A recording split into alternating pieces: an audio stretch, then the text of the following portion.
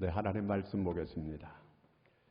누가복음 12장 13절에서 21절까지입니다. 다 같이 함께 합독하도록 하겠습니다. 무리 중에 한 사람이 이르되 선생님, 내 형을 명하여 유산을 나와 나누게 하소서 하니, 이르시되 이 사람아, 누가 나를 너희의 재판장이나 물건 나누는 자로 세웠느냐 하시고, 그들에게 이르시되 삼가 모든 탐심을 물리치라. 사람의 생명이 그 소유에 넉넉한 데 있지 아니하니라 하시고, 또 비유로 그들에게 말하여 이르시되 한 부자가 그 밭에 소출이 풍성하매 심중에 생각하여 이르되 내가 곡식 쌓아둘 곳이 없으니 어찌할까 하고, 또 이르되 내가 이렇게 하리라. 내 곡간을 헐고 더 크게 짓고 내 모든 곡식과 물건을 거기 쌓아두리라. 또 내가 내 영혼에게 이르되 영혼아, 여러 해 쓸 물건을 많이 쌓아두었으니 평안히 쉬고 먹고 마시고 즐거워하자 하리라 하되, 하나님은 이르시되 어리석은 자여, 오늘 밤에 내 영혼을 도로 찾으리니 그러면 네 준비한 것이 누구의 것이 되겠느냐 하셨으니, 자기를 위하여 재물을 쌓아두고 하나님께 대하여 부요하지 못한 자가 이와 같으니라. 아멘. 할렐루야. 오늘은 착각이라는 이런 제목으로 한번 말씀을 나누고자 합니다.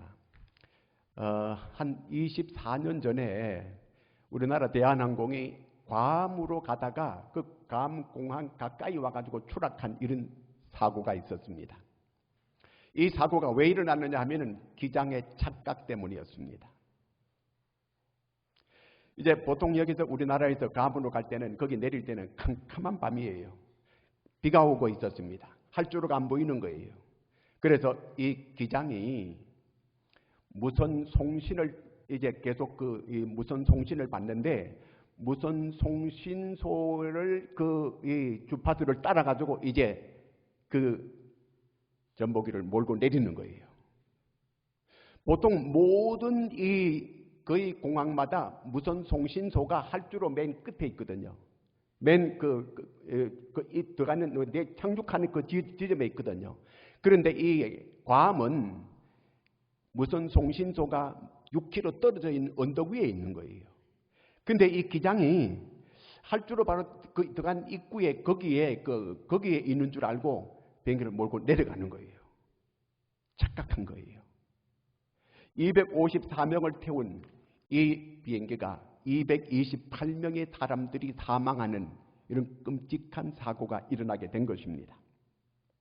기장 한 사람의 이 착각 때문에 이런 큰 사고가 일어나게 되었다는 것입니다.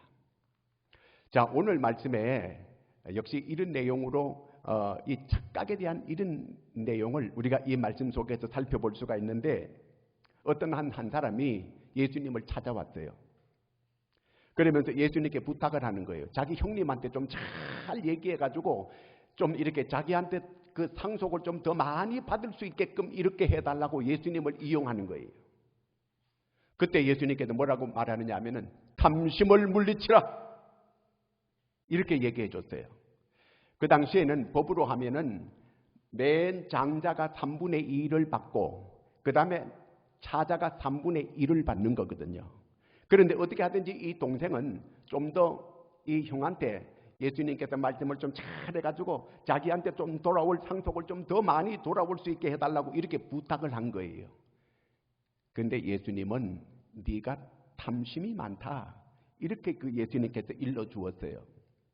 그러면서 예수님이 그 어리석은 부자에 대한 이런 비유의 말씀을 해주시게 된 것입니다.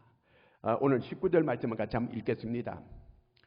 또 내가 내 영혼에게 이르되 내 영혼아, 여러 해 쓸 물건을 많이 쌓아두었으니 평안히 쉬고 먹고 마시고 즐거워하자 하리라 하되, 이제 그 농사를 지어서 소출을 많이 거두었으니까 이제는 쉬고 먹고 평안히 이제는 살자, 이런 그 마음을 이 부자가 갖게 된 거예요. 보통 사람들이 다 이렇게 재물을 모아가지고 이렇게 노후에 편안하게 보내려고 하는 이런 마음은 다 있잖아요. 이게 뭐 틀린 거 아니에요, 보면요. 그런데 성경은, 예수님께서는 이 부자가 이런 사람이 어리석은 사람이다, 착각하고 있는 거라는 거예요. 세상적으로 볼 때는 그게 지혜로운 것 같은데 예수님은 어리석다고 이렇게 말씀을 하고 있습니다. 자, 오늘 여기 이 말씀 속에서 이 부자, 왜 이 부자를, 이 어리석은 이 부자라고 이렇게 예수님께서 말씀을 하실까? 13절, 14절을 같이 한번 읽겠습니다. 무리 중에 한 사람이 이르되 선생님, 내 형을 명하여 유산을 나와 나누게 하소서 하니 이르시되 이 사람아, 누가 나를 너희의 재판장이나 물건 나누는 자로 세웠느냐 하시고, 예수님은 이 사람에게 마음속에 탐심이 있다는 걸 계속 지적을 해주고 있어요. 그렇기 때문에 탐심 때문에, 유산 때문에 자꾸 형과 자꾸 이렇게 다툰다는 겁니다. 탐심이 있는 거. 17절 말씀은 다시 한번 봅니다. 심중에 생각하여 이르되 내가 곡식 쌓아둘 것이 없으니 어찌할까 하고, 이 사람의 걱정이 지금 곡식을 더 많이 쌓아둘 창고가 없는 게 걱정이에요. 이게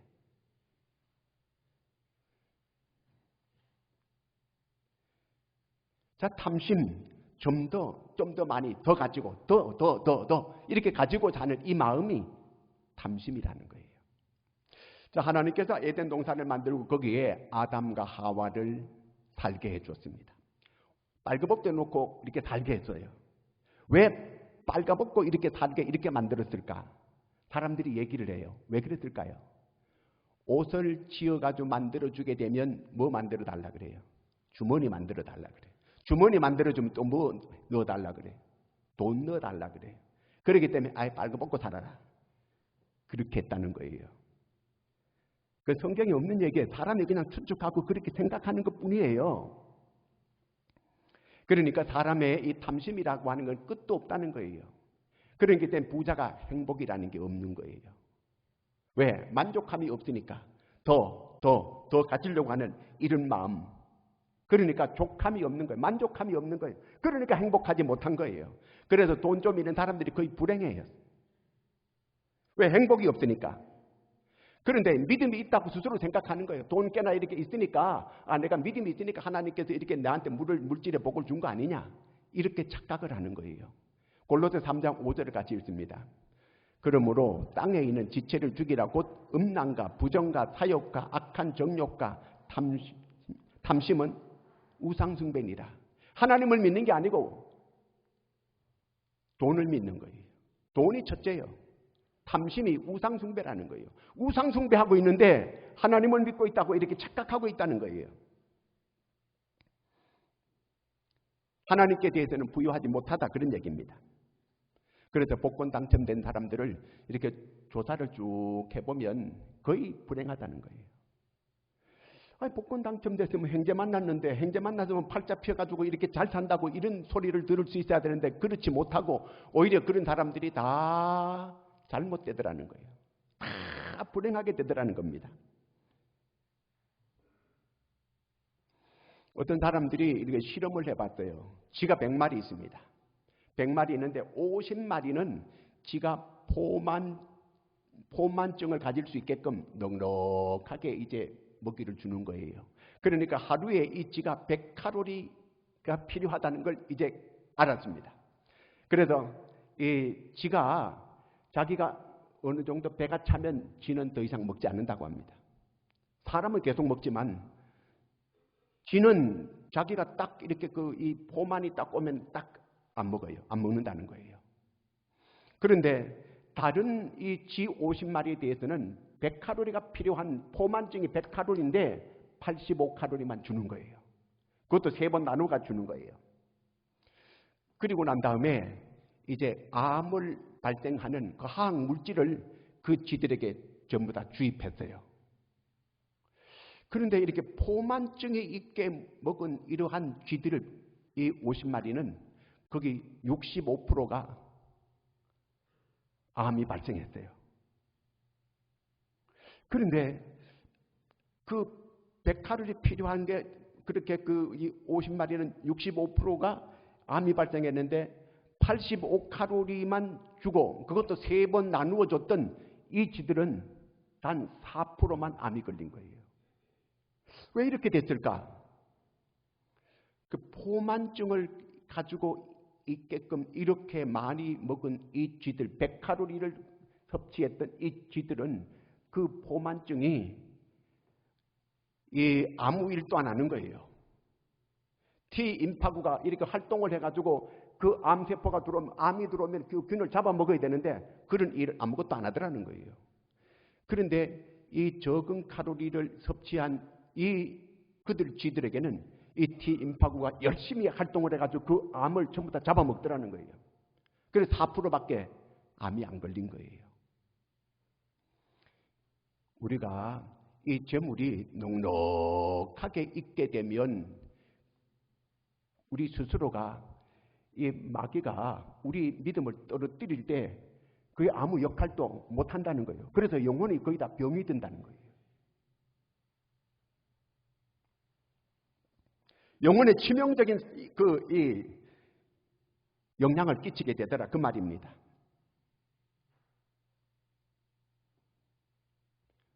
그래서 부자가 착각하기를 스스로 자기는 믿음이 있다고 생각했는데 믿음이 없는 거예요.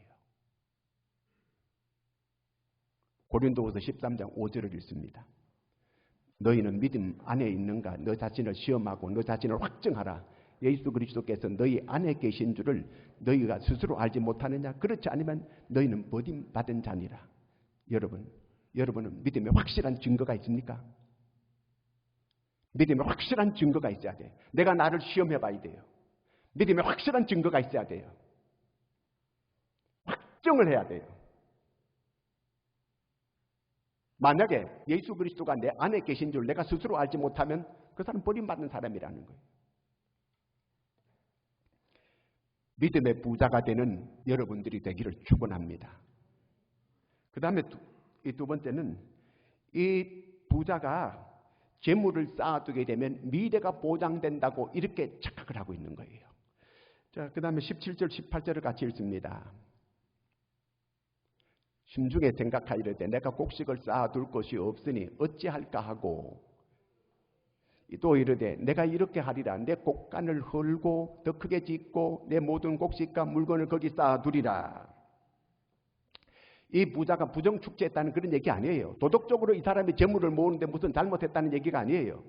무슨 부동산이 갑자기 올라가지고 떼부자 됐다는 그런 얘기도 아니에요.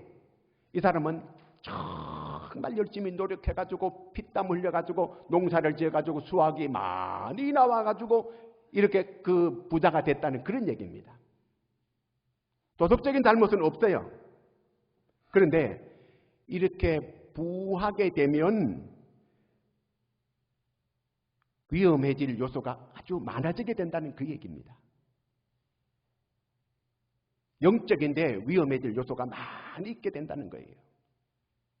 이 사람은 철저하게 자기중심적인 사람이에요. 이기적인 사람이에요. 모든 것은 하나님의 은혜로 되는 거고 하나님의 은혜로 여기까지 왔는데 이 사람은 내가 뼈 빠지게 노력했고 내가 피땀 흘려가지고 내가 이렇게 세웠고 내가 이렇게 자주 성가했고 이런 생각을 가지고 있는 거예요. 그래서 여기 오늘 이 사람 17절에서 19절까지 쭉 읽어보면 내가 전부 다 이런 말이 6번 나오고 원어에는 8번 나옵니다. 이 말은 무슨 얘기냐면 자기가 오늘 이렇게 잘 살게 되고 이렇게 부자가 된 거는 모두가 다 내 공로고 내 노력이고 내가 피 빠지게 노력한 거 그 결과다 이렇게 생각을 하고 있는 거예요. 정말 그럴까요? 우리는 모든 게 하나님의 은혜로 사는 줄을 믿으시기 바랍니다. 하나님의 은혜예요. 어느 것 하나 하나님께서 허락하지 아니하면 가질 수가 없는 것입니다. 이 사람은 돈이 있으니까 내 미래가 보장됐고 내 미래가 탄탄하고 걱정할 일이 없다. 이제는 먹고 마시고 쉬고 평안히 누리자. 이렇게 생각을 하고 있는 거예요. 정말 이렇게 이 사람 뜻대로 이렇게 되어지게 될까요? 돈이 이 사람을 계속 지켜주고 보장해주고 이렇게 될 수 있을까요? 지난 3월에 미국의 알라스카에 체코의 억만장자가 헬리콥터를 타고 그 알래스카 산 꼭대기에서 스키를 타고 밑으로 내려오는 이런 스포츠가 있어요. 하루에 그 코스가 하루 1,750만 원 쓰는 일이에요. 그러니까 뭐 억만장자니까 하루에 뭐 1,700, 2,000만 원 쓰는 거야 뭐 아무것도 아니지 이거는요. 그런데 이 억만장자가 헬리콥터를 타고 거기 정상으로 가다가 그만 헬리콥터가 떨어졌어요. 죽고 말았습니다. 억만장자가 그 많은 돈이 그를 지켜주지 못했습니다. 그 많은 돈이 그의 안전을 책임져 주지 못하더라 그런 얘기입니다. 이 사람에게는 두 가지가 문제가 있어요. 첫째가 자기밖에 모르고 자기 식구밖에 몰라요. 하나님도 관심이 없고 다른 이웃에게 관심 없는 거예요. 오직 자기와 자기 식구 여기 그저 그거를 위해서 돈이 있는 걸로 이렇게 생각을 해요. 그 다음에 두 번째는 이 돈이 내가 마음대로 통제할 수 있다. 내 물질을 내가 마음대로 통제하고 살아갈 수 있다. 이렇게 생각한 거예요. 20절 말씀을 읽습니다. 하나님은 이르시되 어리석은 자여 오늘 밤에 내 영혼을 도로 찾으리니 그러면 네 준비한 것이 누구의 것이 되겠느냐 하셨더니 네가 그렇게 창고에 곡물을 가득히 싸가지고 쉬고 먹고 마시고 누리자 이렇게 네가 그렇게 하지만 내가 오늘 밤에 내 영혼을 찾으면 그것이 다 누구의 것이 되겠느냐 반문하고 묻고 있는 것입니다. 오늘 우리가 하루하루 순간순간 살아가는 게 다 하나님의 기적이에요. 사람이 하룻밤 자고 아침에 건강하게 일어난다고 하는 거, 벌떡 일어나는 거 이게 기적이에요. 못 일어나는 사람이 얼마나 많습니까? 10% 어떤 사람이 죽어가지고 장례를 치르는 걸 제가 엊그저께 봤어요.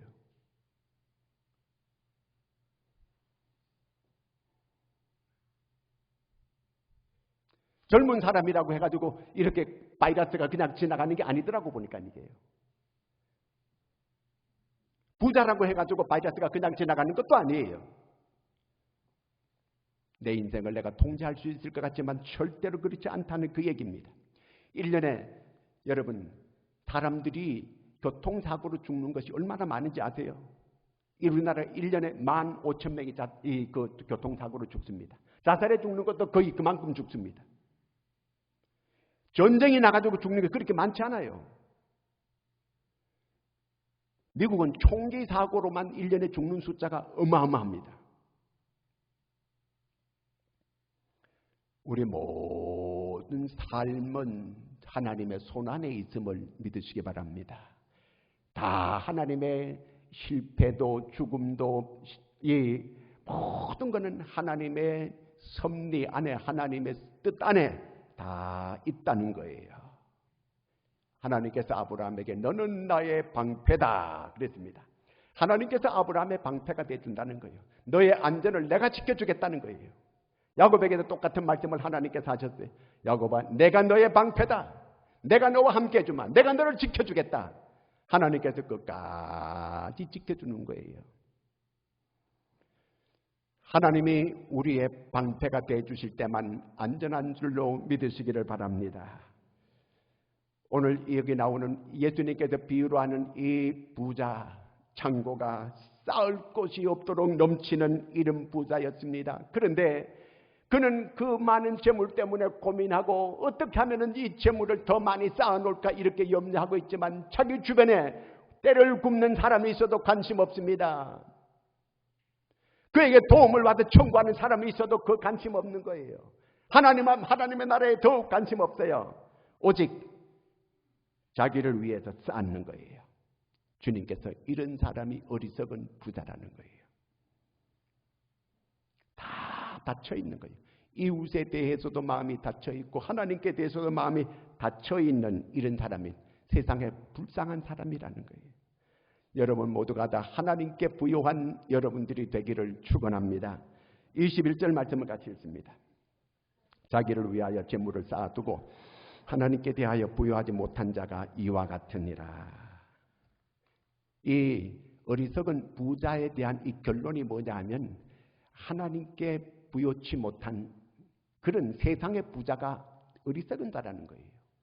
한마디로 말하면은 그럼 결국 하나님께 부요한 자가 되라 그 얘기입니다. 21절 말씀을 읽습니다. 다시.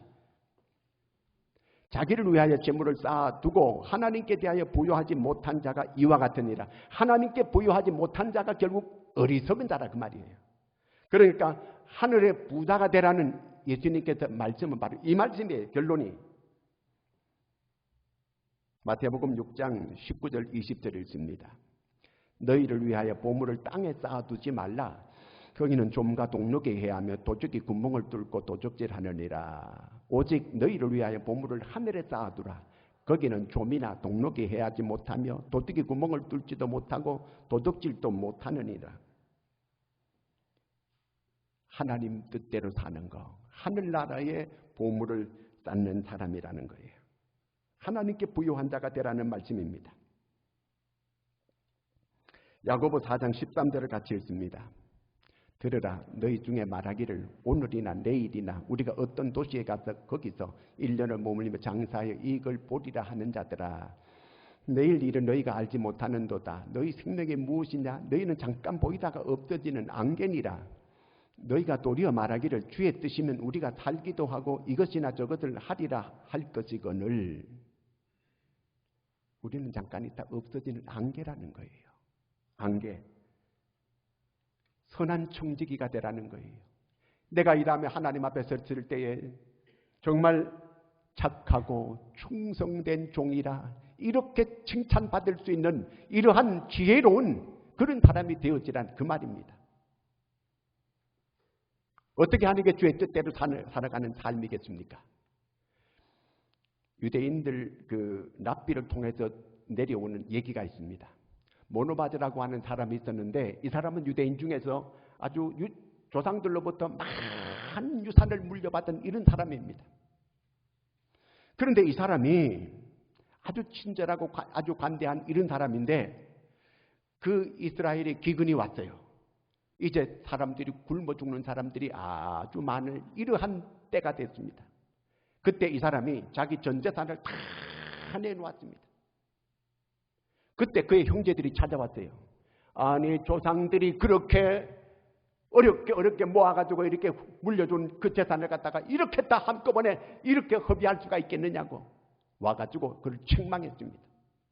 그때 그 형제들을 향하여 이 사람이 우리 조상들은 땅에다가 재물을 쌓았지만은 나는 하늘나라의 재물을 쌓는 것입니다. 이렇게 얘기했다고 합니다. 하늘에 부요한 자가 된다는 것입니다. 그게 오늘 성경의 지혜로운 사람이라는 거예요. 어느 장로님이 자기가 악착같이 돈을 모았어요. 그래서 더 많이 벌기 위해서 중국 펀드에다가 투자를 했어요. 그러니까 잘 되는 거예요. 쏠쏠하게 막 이렇게 그 재물이 쌓이니까 너무 신나게 됐습니다. 그러다 보니까 하나님의 교회에는 11조도 떼먹게 되고 그 다음에 또 건축하는데 하나도 안 되고 성경금도 안 되고 아무것도 안 하는 거예요. 어떻게 하든지 한 푼이라도 더 투자해가지고 더 많은 수익을 올리기 위해 가지고 그렇게 열심히 했습니다. 그런데 얼마 안 가가지고 그만 다 잘못돼가지고 날려버리고 말았습니다.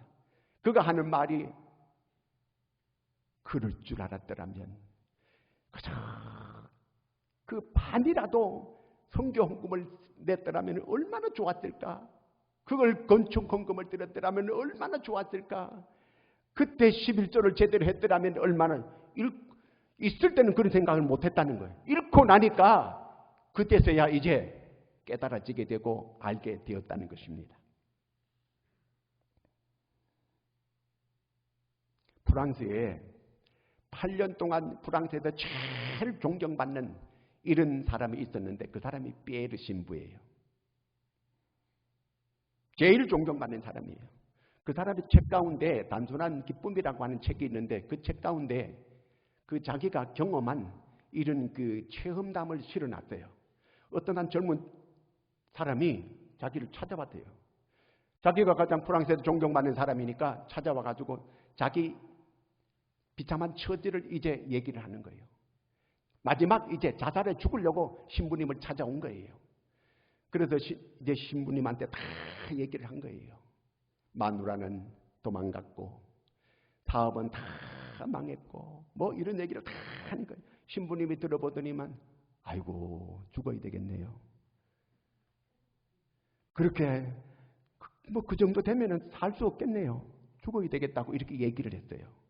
그렇죠. 이 사람 깜짝 놀라는 거예요. 딴 사람 같으면 아이 뭐 어떻게 살든지 살아야 되고 뭐 이를 악물고 살아야 되고 그 죽을 힘이 있으면은 그저 사는 게 그저 얼마든지 살 수 있지 않냐고 이렇게 얘기하는데 신부는 내가 들어보니까 죽어야 되겠다고 이렇게 얘기를 하는 거예요. 그러니까 더 이상하게 반문을 하게 되는 거예요. 그런데 죽기 전에 나를 좀 도와주다가 한 주간만 나를 도와주고 그 다음에 이렇게 죽으시라고 이렇게 얘기를 했어요. 그래서 이제 뭐 어차피 죽으니까 한 주간 도와주기로 이렇게 했습니다. 나와서 뭘 하냐면 신부가 이제 그 노숙자들한테 무료 급식을 해주는 거예요. 그래서 아침부터 막 이렇게 그냥 그 밥하는 거, 그 다음에 또 반찬하는 거, 그 다음에 국 끓이는 거 열심히 하고 그걸 잔뜩 차에다 싣고 이제 그걸 이제 배식하러 가는 거예요. 가보니까 사람들이 막 줄을 쫙 끝없이 서가지고 그 배식을 받는 거예요. 그 이 사람이 막 반찬 나르고 국포 나르고 막 그냥 숟가락 나르고 뭐 이렇게 막 열심히 막 이렇게 가는 거예요. 그런데 이 모든 그 사람 노숙자들이 밥을 먹고 나서는 아이고 이 사람한 젊은 사람한테 아이고 고맙습니다, 감사합니다, 고맙습니다, 감사합니다 막 자기한테 막 그런 말을 하고 이렇게 갈 때 이 사람이 거기서 감동을 받았어요. 눈물이 축출 막 흐르는 거예요. 세상에 나보고 이렇게 감사하다는 사람, 이렇게 고맙다는 사람이 이렇게 있구나. 살 이유가 이렇게 자기가 이제 깨닫게 된 거예요. 그 이제 오후가 되니까 또 신부님이 그 집이 막 이렇게 좀 이 보수를 해야 될 이런 어려운 사람들 집을 찾아가가지고 집을 보수해주고 모터배를 해주고 뭐 이거 막 이런 일을 계속 하다 보니까 일주일이 금방 후딱 지나간 거예요. 그래서 이제 일주일 도와줬으니까 신부님이 얘기를 한 거예요. 이제 다음 주부터는 이제 또 새로운 이제 봉사자가 있으니까 이제는 날 도와줬으니까 편안히 가서 죽으세요. 그렇게 이렇게 얘기를 했어요. 그랬더니 여기 좀 자기가 좀 더 봉사하면 안 되겠느냐고, 내가 살아야 될 이유가 생겼다고, 그러면서 같이 좀 일을 하자고. 여러분, 이렇게 살아가는 게 하나님의 뜻대로 사는 거예요. 이것이 바로 하나님의 뜻대로 사는 거예요. 하나님께서 우리에게 모든 걸 다 주시는 거예요. 행복도 하나님이 주셔야 내가 행복할 수 있게 되는 거예요. 모든 걸 하나님이 주시는데 그럼 우리가 어떻게 해야 되는가? 마태복음 6장 20절이 바로 결론입니다. 읽어보겠습니다. 오직 너희를 위하여 보물을 하늘에 쌓아두라. 거기는 좀이나 동록이 해하지 못하며 도적이 구멍을 뚫지도 못하고 도적질하지도 못하느니라. 확실하다는 거예요. 하늘의 부자가 되는 여러분들이 되기를 축원합니다. 이 세상은 부자가 두 가지예요. 땅에다가 재물을 쌓아놓는 부자가 있고 하늘나라에다 재물을 쌓아놓는 그런 부자가 있습니다. 하늘나라에다 재물을 쌓아놓는 이런 부자는 이 땅에 살면서도 모든 걸 누리고 행복하게 이렇게 살아가게 됩니다. 그러나 반대로 땅에다가 이 재물을 쌓아둔 이 부자는 그 재물이 자기를 계속 찌르는 거예요. 그 재물에게 자기가 발목이 걸려가지고 재물의 노예가 돼가지고 그 삶이 비참하게 이렇게 되어주고 그 자손까지도 망하게 만드는 이런 결과를 만들고 말게 된다는 겁니다. 하늘의 부자가 되어서 하나님께서 이 땅에서 모든 것을 누리게 만드는 이런 은혜가 여러분들에게 있기를 축원합니다. 기도하겠습니다. 하나님 아버지, 은혜를 감사합니다. 우리는 이 땅에서 탐욕을 가지고 조금 더 이렇게 쌓으려고 애를 쓰는 저희들입니다. 주여 우리를 용서하여 주시옵소서. 우리는 하늘의 부자가 되어서 이 다음에 주님 앞에 섰을 때에 잘하였도다 착하고 충성된 종아, 이렇게 칭찬 들을 수 있는, 이 땅에서도 하나님이 누리는 그 복을 마음껏 누릴 수 있는 믿음의 사람들, 지혜로운 청지기들이 되게 하여 주시옵소서. 예수님의 이름으로 기도드리옵나이다.